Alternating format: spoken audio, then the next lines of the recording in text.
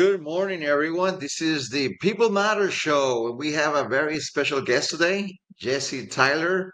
And I tell you, Jesse is quite a not in the world of technology, is one of those icons that not a lot of people know about him. But today you will find out more about who Jesse is. And he's actually an inventor of the first app store. And in his website and on his and the notes that I have, he basically says that the day that he invented the first app store, Mr. Steve Jobs said to him, "I like it," and that was it. Seems like it. But why don't you tell us more about Jesse? Because I mean, I was looking at your resume, and the number of companies that you've been to. It's just amazing. Your journey in the last 20, 30 years is been unbelievable. The number of companies that you started as well. But why don't you tell us a little bit about yourself, please? Well, sure. I mean, it's an irony that my calling card today is App Store Inventor, and of course I am proud of that. It's changed, the economy of software. It's immortalized my work into something that people use every day all over the world, and these are the things that self-proclaimed software inventor wants out of life. So it's an irony because, of course, why is a startup demoing to Steve Jobs, from Seattle to Redwood City? Of course, the answer is that we were at the end of our runway, right? We had spent some 3 or 4 very hard working years, and I'm afraid the sales weren't that great. And honestly, for those who are entrepreneurs out there, it's an interesting story, I think, because, of course, well, I'm not going to say we thought of it as a failure. It was better than crashing the airplane, right? You get to hand it off. But I don't seem to remember anybody offering me a job or anything. I mean, that was it. That was the end of our startup journey. So it was bittersweet in a way. And this is 1990 something, and so Steve was a little more approachable than he was perhaps, at the very end of his career, but he was an interesting person who could see the future in ways that other people can't. I'll tell you stories if you'd like, but people's reaction to electronic distribution was not universally favorable, I should say. So let's talk about you for a little bit. Do you consider yourself an entrepreneur? Absolutely, although I sort of think of it as perhaps a disease. It's certainly something that I didn't know the word growing up and really didn't understand until I realized that I just kind of kept doing that sort of stuff. So it was sort of the middle of my life where I realized that that was true. But I don't know if you're born or made, but it just sort of stumbled into it or something. But that's been my ambition and career, really. I seen in your career, and I was reading about you how, I mean, not only you participated in multiple companies at the beginning, but also founded multiple companies, Planaby, Alqua, Stormy, and so others, including the one today, which is TruAnon. And we'll talk about it in a minute. But it is hard to find sometimes engineers, technology people that have the hat of entrepreneur. Don't you think? I don't know. I mean, let's not forget that entrepreneurial lawyers start law firms and entrepreneurial architects start architecture firms. There's entrepreneurs amongst us. Now, where do they come from and what drives them? I think a lot of entrepreneurs are naturally introverted people. So, most of those things that you listed are not perhaps my idea. I'm not really the front man of the band. I'm typically the person that you call and try to get excited about something you're trying to make or build. And sometimes those things come together and sometimes not. There are exceptions. TruAnon was an invention of ignorance, I should say, in that I was bothered by the scourge of fake profiles. I had met my wife, 20 some years ago on a section of Craigslist that has been censored by our government for, human trafficking, extortion, rape, murder, that sort of thing. And, you might have noticed that fake profiles are growing up to rock democracies around the world. And something began to build in my mind, a kind of a thought experiment. And I wasn't thinking about startups or any of that. And in fact, this ignorance probably served me well. I had no idea how people go about verifying identity online. I mean, I guess I did, but I literally just didn't think about it. If you had hired me to do this, I assure you I would have looked into it first. But just having it boil in the back of my mind, I just took a different route and finally kind of came to a logical conclusion that I felt was safe for me, for my family, for my children. And so, although I would never, and no one would ever advise a entrepreneur to start a startup this way, you're supposed to do market analysis, make sure that this invention has, yeah, sometimes it just doesn't work out that way. I'm sorry. I don't mean to recommend anybody follow that intentionally, but that's just the way this one rolls.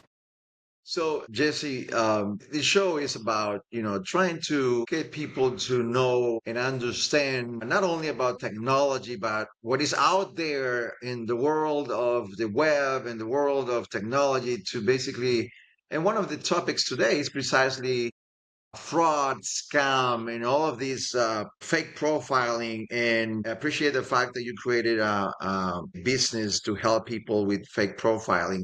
So let's jump into that. TruAnon, I was looking into it really briefly, but can you explain more about what to expect when someone gets your services, for example? Yeah, well, there is just a rampant cost of bad actors on the services that we use. People think they may benefit by fake accounts and, all of this, more clicks. Advertisers and supporters, don't they want to know who's really there. Yeah. So there are a lot of dollars at stake as it turns out.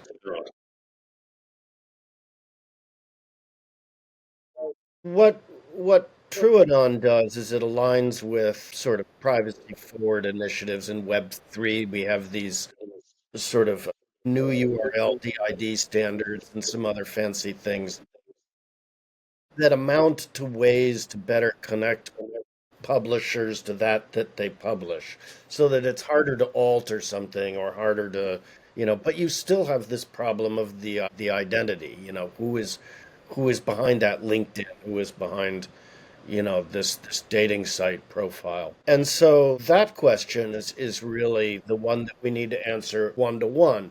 Think about my experience on Craigslist, right? It was this sort of old-fashioned email relay dating, right? Where you could remain anonymous until you decided to give your real email to somebody, and then you just drop that thread. Simple enough, but hardly used anymore because it's dangerous. Right.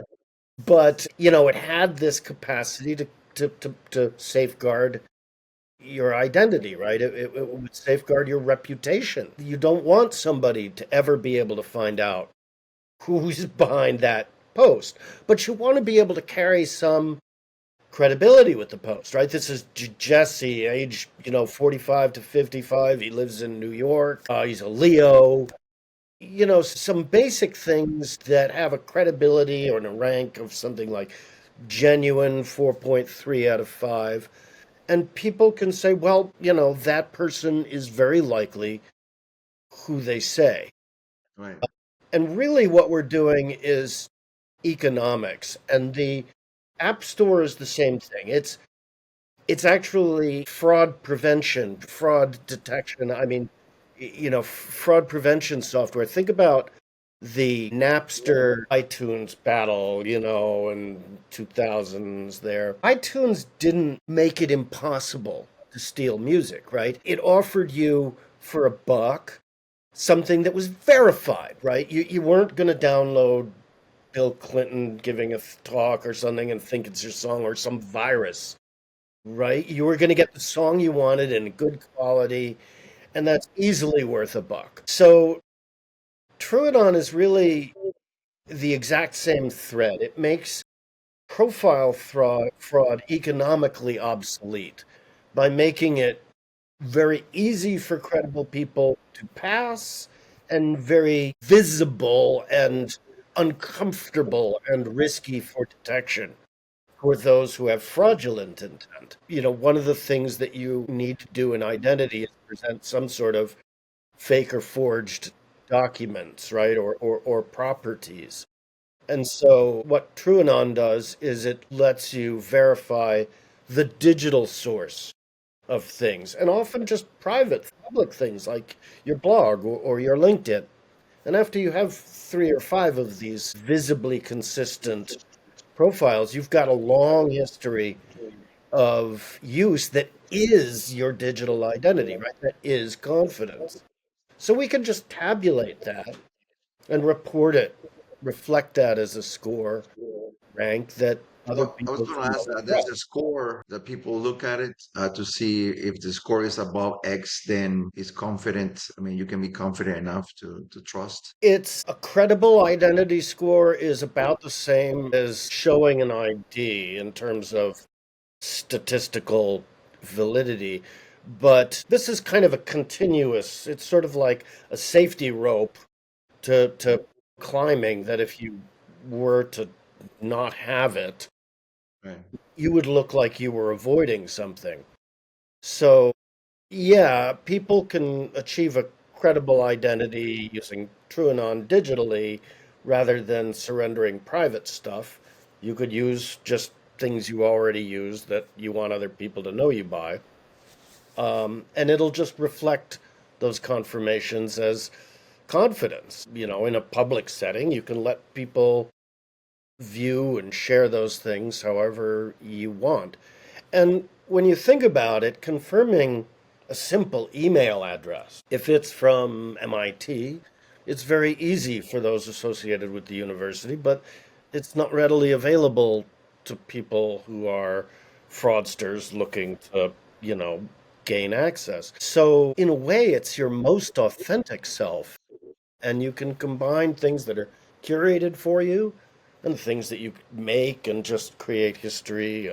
Even things like healthcare or employment can be claimed and locked down as yours alone. And this gives you power to share that identity and control how people see it. So it's very similar to what we do with verifying that you have an ID card, but it's more like purely digital. So, like the App Store or like iTunes Music Store, instead of thinking that we had music in a box or on a disc, we're thinking about it now as a digital thing. And instead of making a fantasy encryption that tries to make identity infallible, you make it economically obsolete. And this is the same as what we did with music and other categories.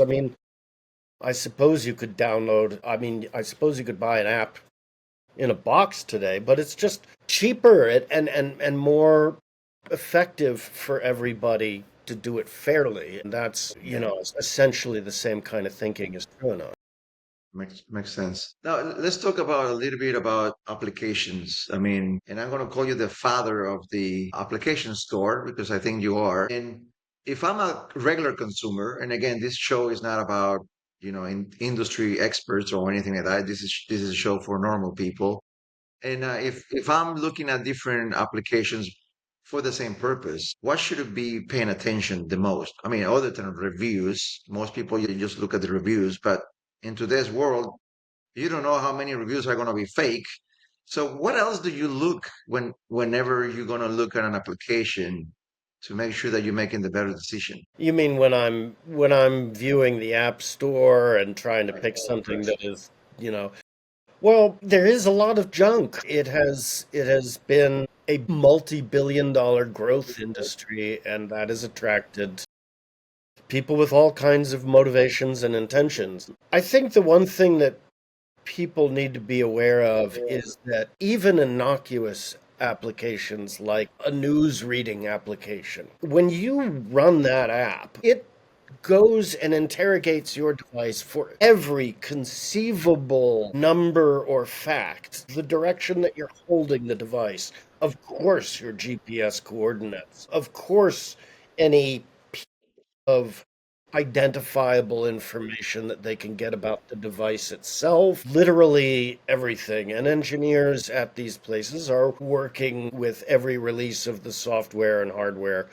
to obtain, everything. And then the news company doesn't just send that to one advertising network, they send it to five or seven and expect a lottery to return the best value right in a split second. So be aware that when you choose unreliable, even very brand name apps, you need to be aware of how much and what they're doing with the private data that you really already have on your device. And relying on the operating system to fully lock it down, relying on the goodness of these various advertising and publishing networks, or whatever the example is impossible. So a lot of games, a Hmm. lot of very simple apps also contain, maybe not a virus, maybe not something like that, but they do contain software that will immediately and instantly and continuously send your information and all of it to a variety of places all at once. So, with that said, what tips can you offer consumers? How should they manage their app permissions, for example, to protect themselves? Well, I'm sure people know that the operating systems will generally ask you if something can have access to something or not. And you think to yourself, well, sure, I want to get local news, so I want my news app to have access to my local GPS or whatever.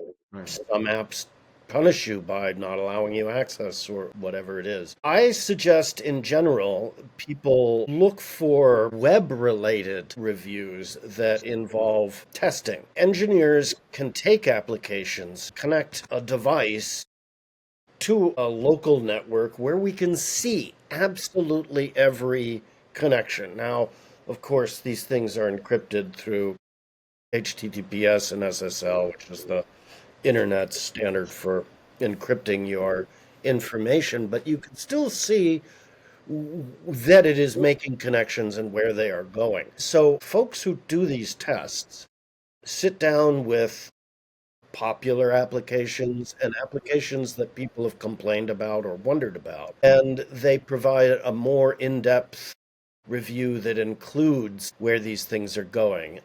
Some people would tell you to read the terms of service. I can't. And even if you do, companies are bought and sold. They break their rules, they bend their rules. It is a very, very difficult thing to own a modern smartphone and maintain your privacy. Honestly, is So let difficult. me ask you, I mean, obviously the two biggest application stores out there, Apple and Google, do they check? Do you know? I mean, do they check the applications before they launch them? Do they verify that the business is in good standing? Do they verify that the application is actually owned by, I mean, actually by true people, not by an AI? I mean, do they do a check on all of these applications? It's a cat and a mouse game. I think Apple does a little more checking. They both run them through a variety of sort of software test checks to make sure that you're not loading software that they know is bad or perhaps other things. And I know they do watch certain connections, but let's face it, all you're doing is sending everything that you can get out of the operating system to every advertiser that's out there. Yeah.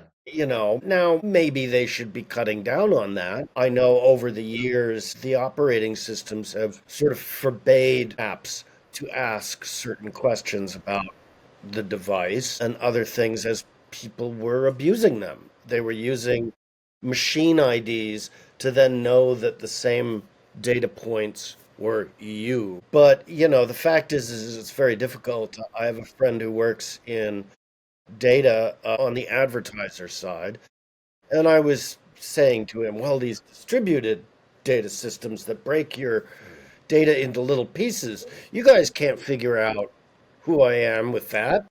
And he says, give me just two facts about you. Like where you live or do you think there is anyone else who wakes up in the morning, goes to your office, then gets a donut at 10 and then drives back to your apartment every day? No, that's you. And I'll pull it out right now, and he gets a mess of data. So, I mean, we laugh because it's horrifying, right? This is the nervous laugh of somebody that knows that death is near. It is, owning a smartphone is a privacy problem. And it's one that we accept, but it's also one that we must demand much more protection. So, I think that's going to take a lot of different parties, not just the operating system, not just the apps or the app stores. I don't know how you would, truly prevent app builders from getting anything by. They just keep trying and they'll find some way. It's the water in Yeah. the levee. Yeah. I agree. Um, there's millions and millions of applications out there, and for every single purpose. I mean, for from the amount of calories that you need to eat to the exercise to technology, I mean, to art, you name it, right?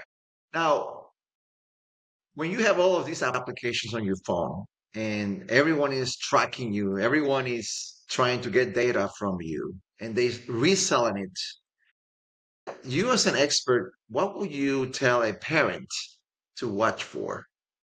And normally a kid will have, I don't know, 30 or 40 applications or maybe 100 applications in their phone.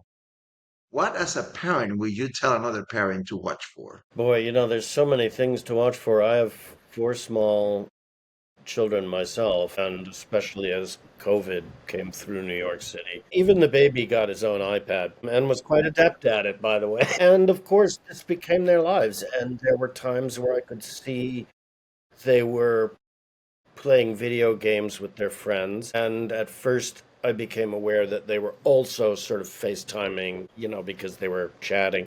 But some of these video games have built in voice chat. And of course, there are voices coming through that I don't recognize.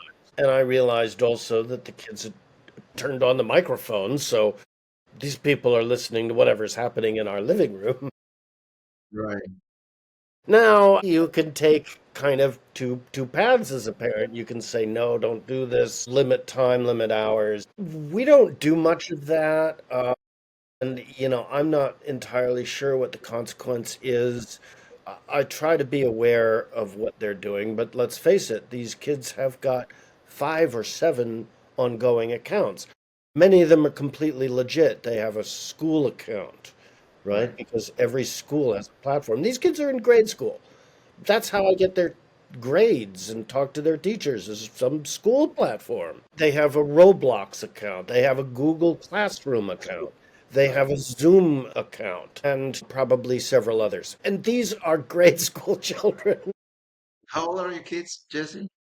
Well, the oldest is now 12 and the youngest is. They are in that age that they already playing with the iPads and phones all day. Then, I mean, they're quite adept. At one point, Jess figured out how he could put his own fingerprint onto the iPad, which allowed him to purchase things as my wife, his mom. And he comes in and mentions something about how everything is fine and he doesn't need something or other that he wanted to buy, you know. And then my wife notices that she's just getting ding, ding, ding, ding, ding. Because he was just racking up the stuff. So that was, an embarrassing hole that we found. And by letting Jess use my desktop computer, he clicks links and he downloaded some bad installer and he got it to install some video game he wanted. This put a virus on my Mac, which was, as an engineer, I can tell you, rather difficult thorn to identify and pull out. Yeah. So, it is a dangerous world, and it kind of brings me back to the only thing that you can do is really demand more from the services that we're using, get louder about privacy and protection. I, I want a world where we surrender zero private information from children, and honestly from ourselves too, but at least we have a choice. Right now, we're in a dangerous situation. Yeah, I'm 100% with you. So let's just move a little bit into the business side. And for those individuals that are trying to jump into the application journey and trying to build their own application, because I mean, it seems that everyone can build applications now. What is it to expect? What journey should anyone expect when they're building their own application? Well, silence, because it is an enormously crowded world. So, without some sort of hoopla, whatever your application may be, it is very unlikely that, you'll simply have what is the baseball phrase that they use from the movie? If you build it, they will come. Right. So, there's the software alternative of, no, they won't. So, it is a very big, crowded world. I urge people to try it and publish your apps. I was going to be a musician in the band when I was young. It turns out that you need talent. And so I went into software because that's the only thing I could really do. But, some years back, I decided to do some songs that I had cooking around and I wanted to make it real. So I went through the process of publishing a full album, which took a few extra songs to get 30 minutes of sound. I mean, it forced me to finish. And so I think if you want to start an app, publish it. Make your friends and mom download it. But it is the finishing and the publishing and the putting on the wall that is a possibility. One of the problems we were trying to solve with the App Store back then was to publish software, you needed to buy boxes and books and put them in shelves and ship them. And it was an enormous amount of investment. Now you don't have that investment barrier. So I urge you to finish to the quality of publishing. Just don't expect more than your mom to download it. But, Right. you know. Um, Google or Apple Store? Well, I am on the Apple side, my Next heritage and all of that. So, in fact, if you're an app developer or seller, you go to iTunes Connect, which is literally web objects, the same technology that, the web back end of the first App Store. All of those sorts of things are the same trajectory. But I think they both are the same thing. There's an app store on the Mac that is maybe a little less used, but I think the Apple App Store has a higher review rejection rate. They really try to reject apps that are useless, which is, it's good for us consumers. It's a drag to hear that your app is useless. I, they have a strong belief that part of the app store is maintaining a certain quality. It's a very Apple way of thinking. You could see it as being closed, or you could see it as being perhaps better for the consumer. Is there any type of applications that consumers should be aware of? Is there any trend that you will alert people to be aware of? Well, I watch out for games. games. especially with kids.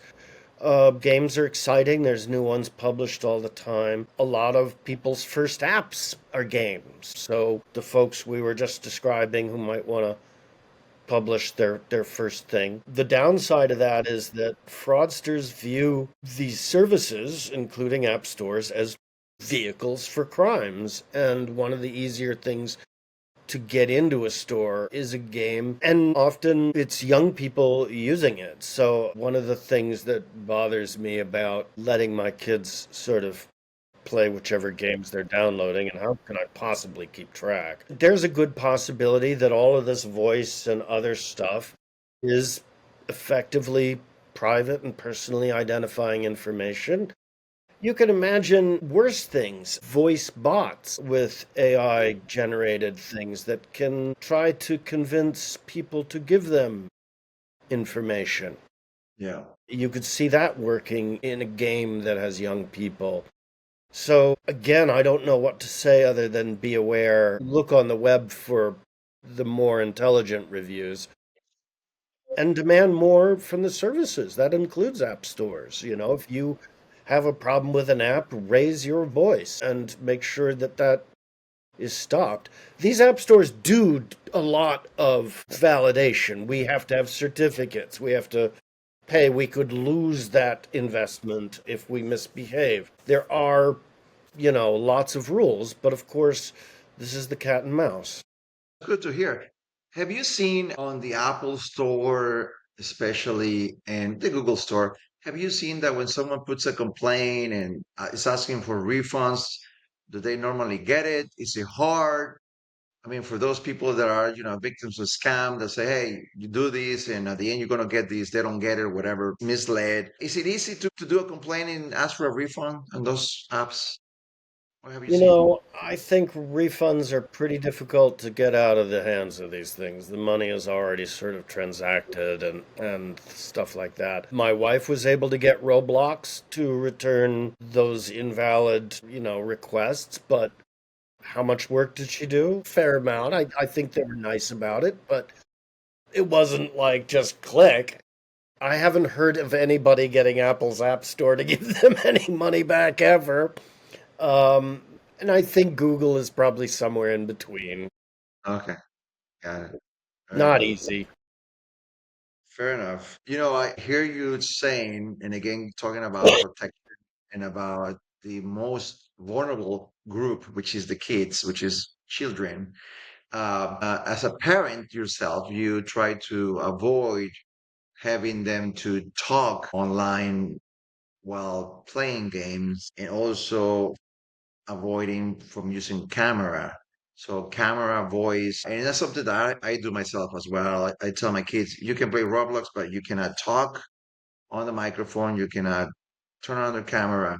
Is there anything else other than those? I have given up even most of that. Now, if I don't want anybody like looking or listening in the living room, then I'll complain.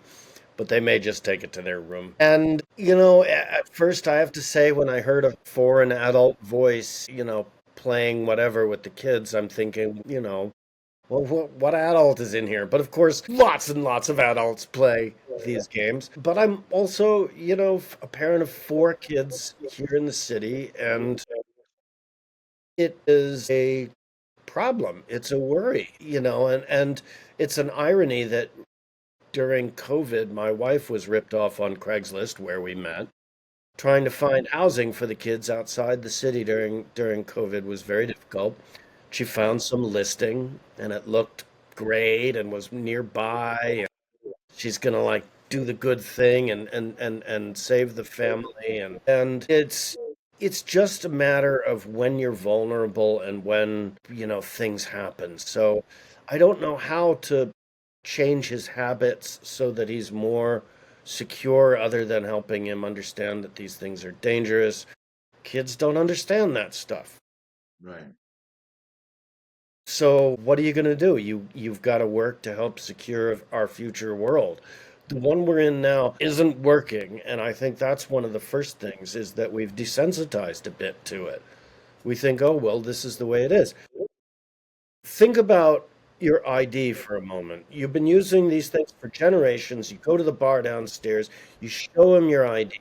He doesn't memorize your address and your birthday forever, right? He doesn't take a copy of your photo and make it infinitely available forever. Or he glances at it and says, "Come on in." It is very unlikely to him that you're going to bum rush with 500 all, it's just you can't do that in the real world. Well, in the digital world, the moment I hold up a picture of this thing, all right, I am transmitting a digital version that can be duplicated and messed with forever. It's a really, really flawed system. It is somewhat difficult and privacy surrendering for me to even do it. And yet, fraudsters, they have a very easy time. It's cheap to pass that gate and it's reliable. They do. They have the fake thing and it works. It's guaranteed to work. So that's the world that we live in, and we need to secure a future world where our children are safe, where our privacy is respected. And this is the thing that we've become desensitized to. So a lot of it is just wake up. I think if you're a parent with young kids, think about these problems a moment and imagine how futile it is in the current environment.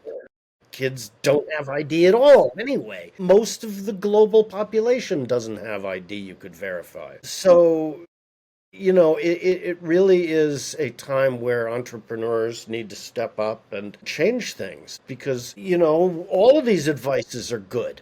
Combining them all still won't put a dent in it. It is that bad.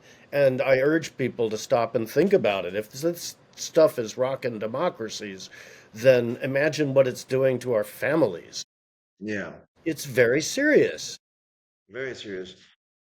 I appreciate all that feedback. Now, let me just go back a little bit on the business side. I mean, I've seen how your career has, I mean, you have contributed so much to so many different companies in respect to technology, software. Is there anything else that I know that you have your own business, which is TruAnon, and it seems that you're doing great.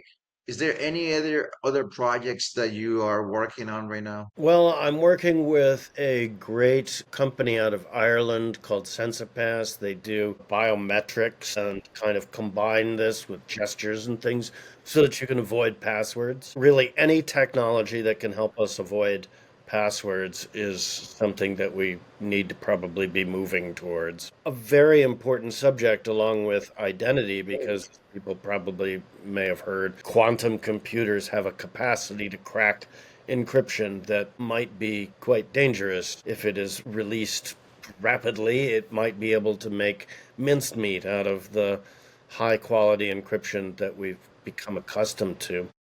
Yeah.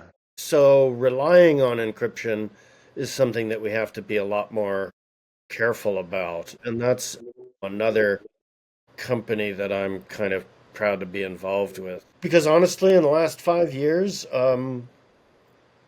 most of my career, the high paying stuff has not been the app stores, but has been billing systems and equally boring stuff. This is now a time where I have equally realized the situation that we are in is dire, and securing our future world is going to require quite a lot of effort from people raising voices and Yeah. engineers creating solutions. But it's also an honor to be involved with sort of two different aspects that are trying to solve those problems. That's awesome. Now, and we are in our last few minutes, but uh, Europe or the US, which one of the two is more advanced in data protection, personal protection? Well, not only are we falling back a little bit right now here in the US, but Europe and in fact Australia have put forward some very serious protection laws. Now, a critic might say those laws are not possible for services to really implement legally, and so what are you gonna do? But, there are services that cannot do business in Florida. There are services that very soon will not be able to do business in Australia. So, this is one way where people are demanding of their government to, however crudely perhaps, begin to apply some pressure. I agree, a lot of the laws are written so that it is difficult for services to adhere to them in ways that are meaningful. But this learning process has to begin somewhere, and I'm sure mistakes will be made. But it is very clear that Europe is sort of bounding ahead.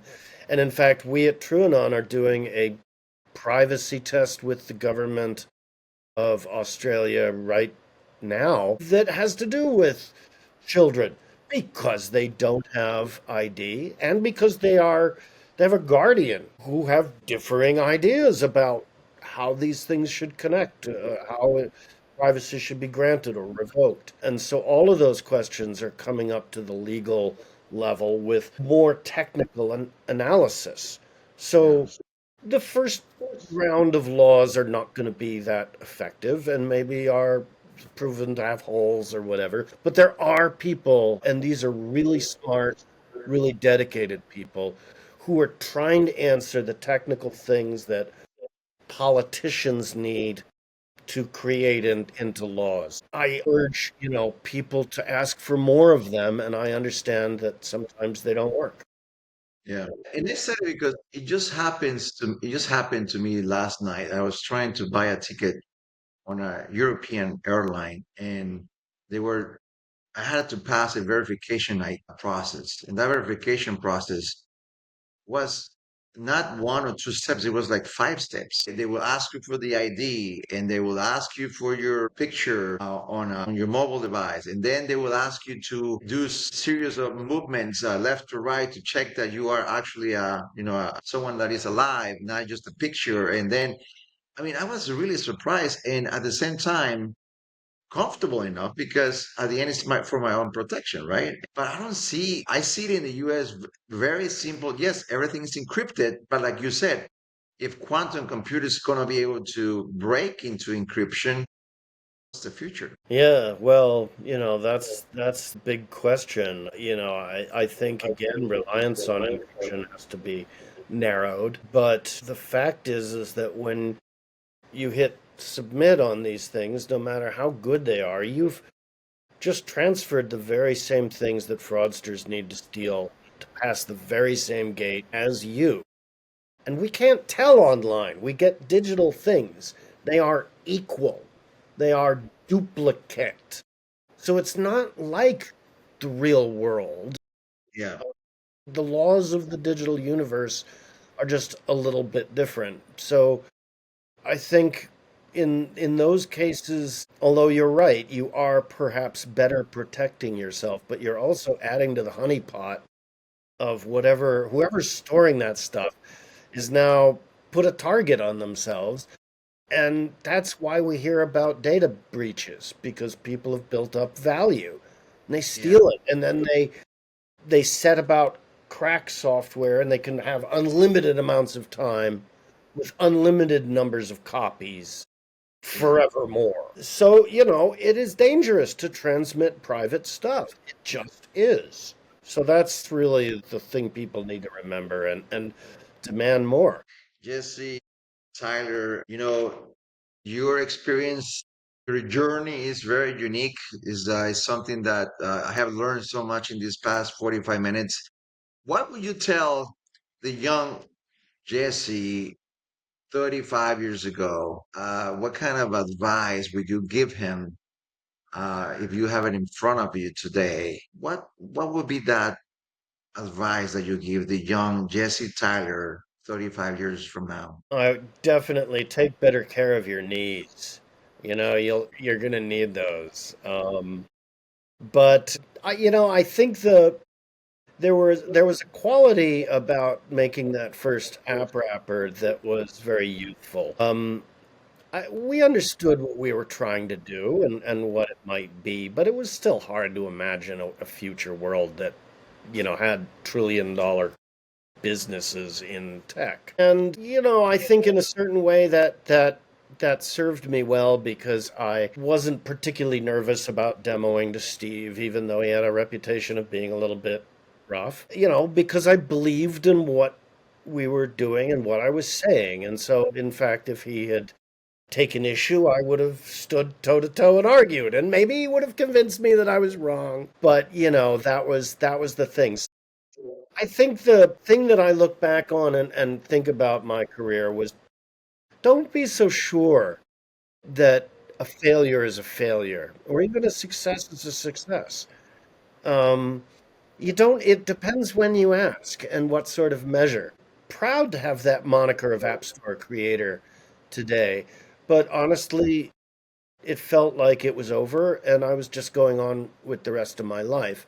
And maybe that's what I should have done. So, I'm not sure if I would change my thinking, but I would recommend to myself and anybody be careful what you think of as an entrepreneur, anyway, about whether you're successful or not successful. I've had far more failures than I have success. I've just forgotten about them, and they don't make interesting stories. So that doesn't mean that my career is like this line of super successful things. Even the app wrapper was essentially a fire sale at the end of a runway when your startup doesn't have more time. Right. So that was the end of my journey there, and I went on. That's Right. just the way it is. Thank you for that advice. I think, and I agree with you, failure will make you stronger, like yourself, an experienced guy, have built many companies, have helped many startups, and keep going. I appreciate the fact that you spend some time with us and share your knowledge, your experience. Thank you so much from the bottom of our heart. Absolutely. It's been a pleasure, and I'm glad to talk with you and your audience. Thank you. And this has been the People's Matter Show. We'll see you next time. Thanks.